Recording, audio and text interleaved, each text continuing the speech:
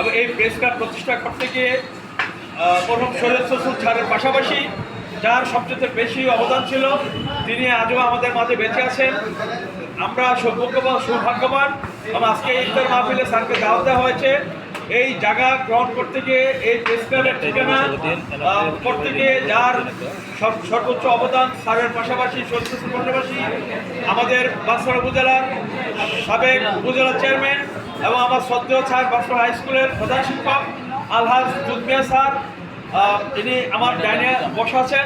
ওনাকে আজকের এই দিনে কিছু বলার জন্য আমি উদ্যান আহ্বান জানাবো স্যারকে। ধন্যবাদ।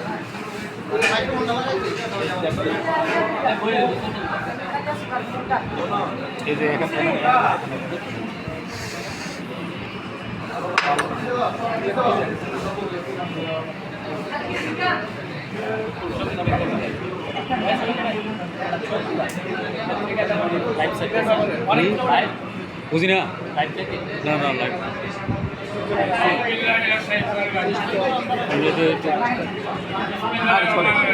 একটু নিচের দিকে করুন।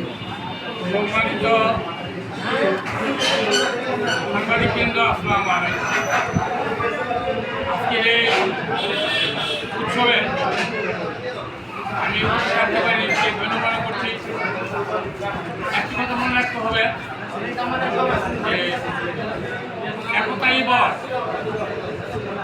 আমি যারা সাংবাদিক সমাজের বিবেক, আমি অনুরোধ করব আপনারা যত মতভেদ ভুলে বাঞ্ছালঙ্কর উন্নয়নের স্বার্থে আপনারা মিলেমিশে কাজ করবেন।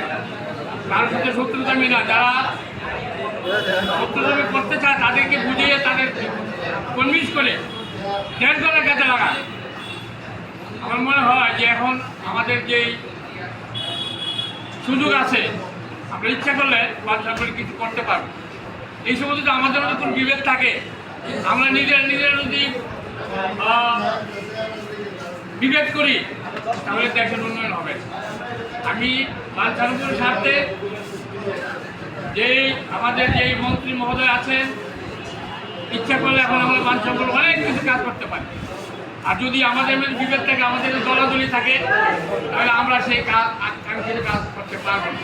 কাজী দয়া কইরা আপনারা সাংবাদিক ন্যায়নিষ্ঠ বস্তুনিষ্ঠ সংবাদ পরিবেশন করে কিছু আমরা ফেসবুকে দেখতেছি নানান ধরনের অপবাদ, নানান ধরনের কিছু। এগুলো কেন হয়? মিথ্যা অপবাদ কেন দেবে? মিথ্যা অপবাদ দেওয়া যেমন পাপ, এটা দেশের জন্য ক্ষতি।